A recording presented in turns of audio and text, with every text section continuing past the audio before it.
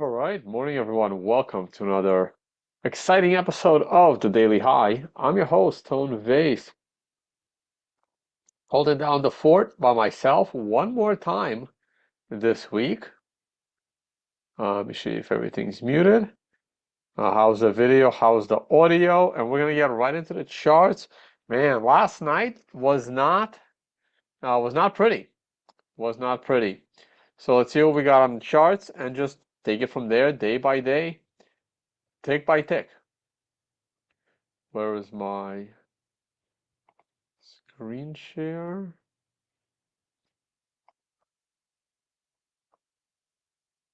All right, here we go. Hope you guys caught the show with Mark Wood yesterday. It was a very, very good show.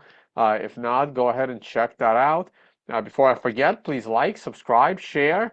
We would love to break 10,000 followers on this YouTube channel. That is pretty much our next goal, is to get to, well, 5,000 first, but we're close. But our real goal is to break that 10,000 subscriber base. Okay. So we are still perfectly inside this downward channel. The price of Bitcoin is hitting some areas of support. That's a good sign. On the MRI count, however, weekly scale, we still have lots of downside. The real concern comes if Bitcoin is not able to hold 54,000.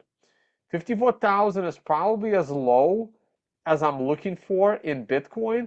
Below 54,000, it literally opens up the possibility of low 40,000s. I will unlikely be a buyer at 49 again, unless it happens to be a weekly MRI buy.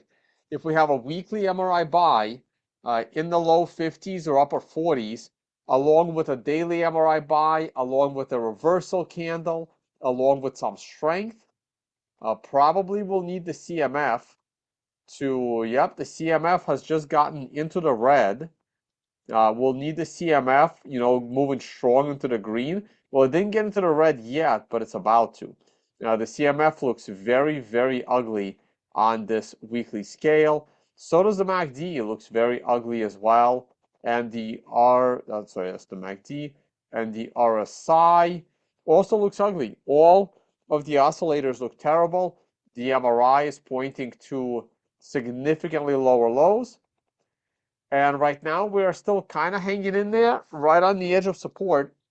And the big question is, what does this mean for my position? Well, the big crash took place after market opened. If we are not recovering today, I'm going to have to pull the position.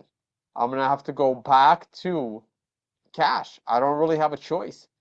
This is a very ugly looking chart. I'm trying to give it as much time as I can. I really expected us to be consolidating in the 60s, not in the mid 50s. So this has now turned very ugly. You have the short-term time frame below the intermediate, below the high-level time frame, and it does not look good. Everything looks horrible on this 4-day chart. I'm gonna give it another half a day. We are back to our hope and pray strategy that it rebounds. Otherwise, the position would need to be lowered. If Bitcoin is breaking to new lows during trading hours, I'm pulling a position. If it rallies a little bit, I can wait till tomorrow and make my decision then.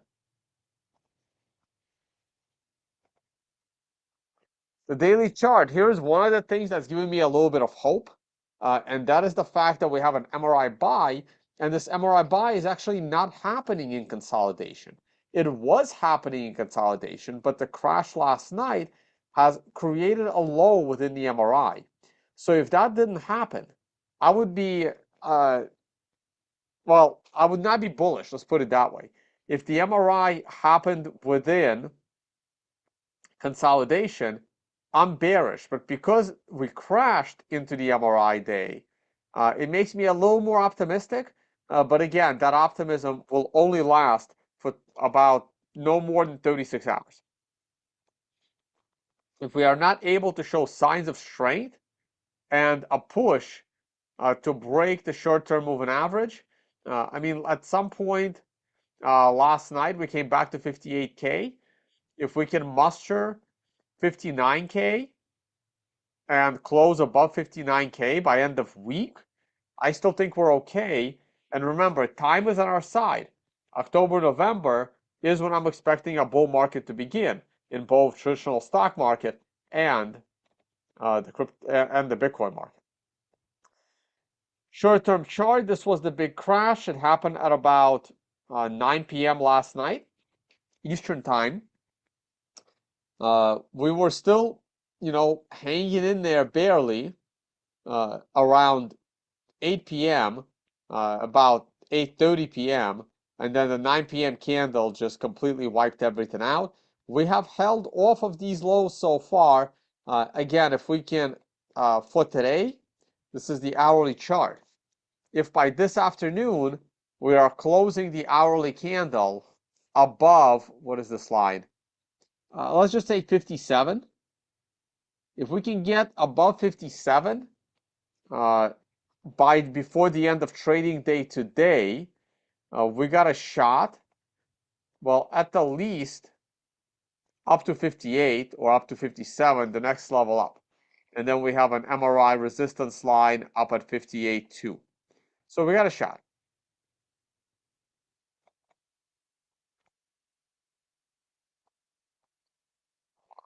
Press something here. Okay. The cycle is looking very, very bad. Clearly, the worst performing cycle since the halving so far. Now, remember, we bottomed earlier and we rose a lot more than in other halving cycles. But this has not been a good start to the 4-year cycle. Oil continues to drop down. I actually should probably check what's going on with the Strategic Petroleum Reserve. Big drop in the price of oil. Interesting, with a weekly MRI buy on oil is coming tomorrow. Shoot, if I have this leftover cash, maybe I should get into the oil market. Very, very surprising that the price of oil crashed this much this week, but it's an MRI buy coming up next week. Could be a nice oil opportunity. The last time we had an oil MRI buy, it didn't perfectly call the reversal. Oil dropped the following week, made the low the week after that, but it still rallied quite well. So if you enter at the end of this candle, well, I like to enter on strength. So, but let's say you enter at the end of this candle, oil still rallied 20% to the upside over the following 6 months.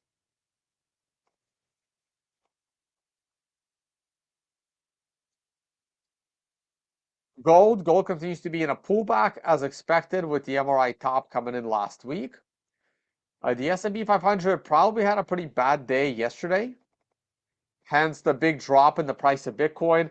Looks like the S&P 500 is stabilizing. It's doing fairly well today. It is 10:16 now. Let's see how the 10 a.m. reversal is doing. We reversed at a downside at exactly 10 a.m. See, we gapped down. We rallied. If we rallied more than 10 points, this creates a nice reversal opportunity for me. We rallied 25 points. That's more than 10. And at exactly 10 a.m. on this candle here, we reversed to the downside. Let me flip it to a 1-minute chart. At right here, at exactly 10 a.m. Wow. On the 10 a.m. candle, we started to crash. This would have been a very difficult trade. You have to time it perfectly. If it starts to crash at a 10 a.m. candle, you're not going to get the entry perfect. Let's say you got the entry here. And how far did it get? It got down 19 points. That's more than enough to make money. It's more than enough to set a break-even stop loss right away. And definitely a positive trade to the downside on this day, which is an update. And right now we're dealing with a very nasty candle as well. This would not have been easy to trade. Perfect 10 a.m. reversal.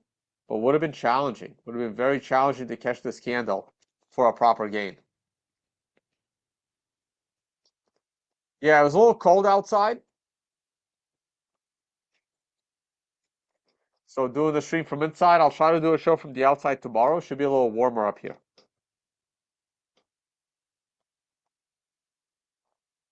All right, let's see what we got.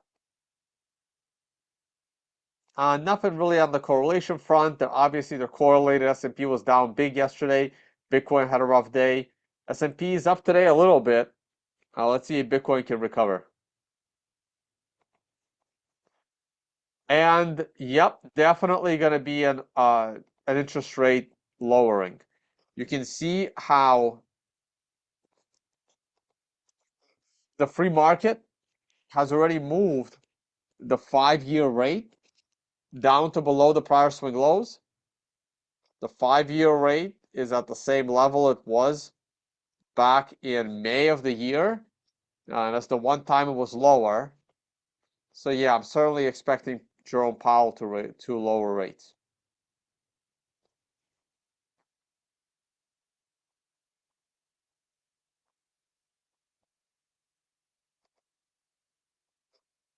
And yeah, shitcoins are not doing well.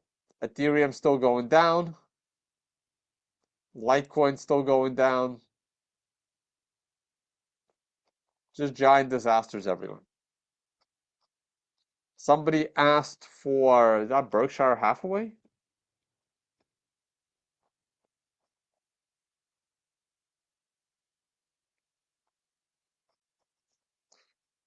Berkshire Hathaway is on an MRI top and extension C preceded by extension B. I would be getting out of Berkshire Hathaway. The last time there was a weekly MRI top on Berkshire Hathaway, the stock fell 7%, and it did not, and it consolidated for how many months? From February to July. That's almost 6 months of consolidation. So you don't want to deal with that. The MRI top prior to that, well, we have one over here, an MRI warning candle. So from the MRI warning candle, Berkshire fell 10%, and the MRI top prior to that, oh wow, Berkshire fell a lot. Right into an MRI buy, wow. Fell 25% into an MRI buy, and then an MRI warning. Never got to a buy, was already too strong. Yeah, so Berkshire Hathaway definitely respects the MRI, that's for sure. And I would take this top very seriously. Thanks for having me look into it. The more stocks fall, the more likely Powell will lower rates. And if they fall a lot, he may even lower it 50 basis points. But I don't think so.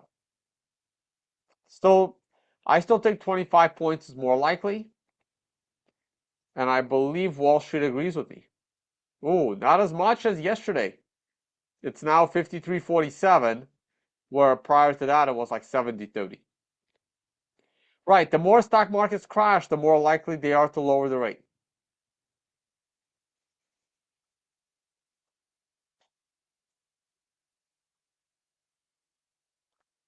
All right, I don't have much else to say.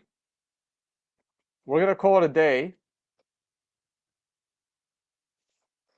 Thank you all for watching, guys. Oh, no, wait. I want to see what the ETFs did yesterday. BlackRock's not selling. Fidelity is selling.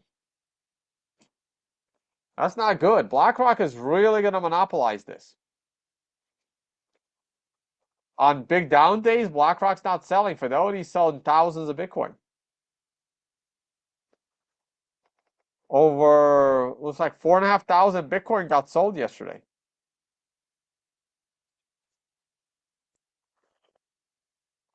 That's a big sum. That's a hefty sum. BlackRock, man.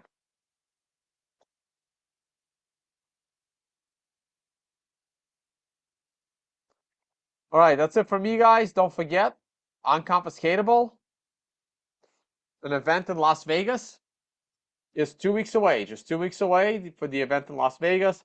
And the Financial Summit is still about 5 months away in the Maldives, coming to you in March. All right, guys, thank you all for watching. And I will see you all tomorrow, hopefully with Matt McGregor, but we will find out together and be surprised together. Bye, guys.